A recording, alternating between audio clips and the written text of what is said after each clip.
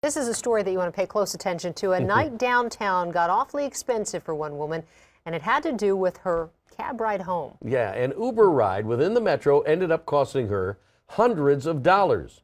Fox 9's Ted Haller joining us. And Ted, we're talking about a pretty short distance here. Why did it cost so much? Well, this is happening across the country, guys, when people are caught off guard by what Uber calls surge pricing. Now, this Minneapolis woman, she got picked up in downtown Minneapolis, had the driver take her to St. Louis Park, where it dropped off some of her friends, and then it continued on to her apartment in Uptown Minneapolis and dropped her off there, a little under 11 miles. Now, the fare, are you ready for it? $411. A little busy, but I don't think it was much busier than normal. Mollie Hughes and her friends were looking for a ride home after a November night in downtown Minneapolis. We decided just to kind of bite the bullet and get what was left. After failing to get a cab or a lesser-priced Uber on the cold night, Mollie used the Uber app to get a ride from an expensive nearby Uber SUV, which cost several dollars a mile. The driver took them to St. Louis Park, dropped some friends off. Then Mollie got dropped off at her place in Uptown. A total of 10.8 miles. She went inside and waited for the emailed bill. I got up to my apartment and I got my normal, email that I got my receipt, and I opened it up and it was $411.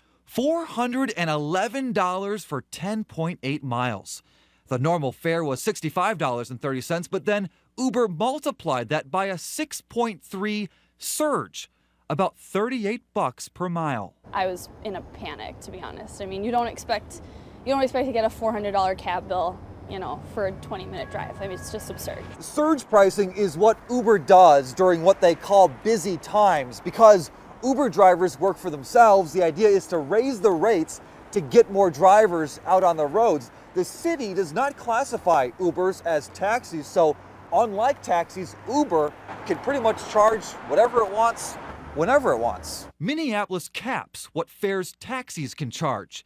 But for Uber, classified as a transportation network company, if the rate varies from the, quote, normally posted rate, the app has to require the passenger positively acknowledge that they agree to the rate structure. I knew I was agreeing to a fee. I didn't think it would be that high. Mollie said the app told her that her fare would be multiplied by 6.3, but she says she still didn't expect to pay $411. I agreed to this and I knew what I was doing, but I just think that you can't expect people to justifiably pay $400 for a 20-minute ride home. I mean, I could have gotten taken out of here on a chopper for that price.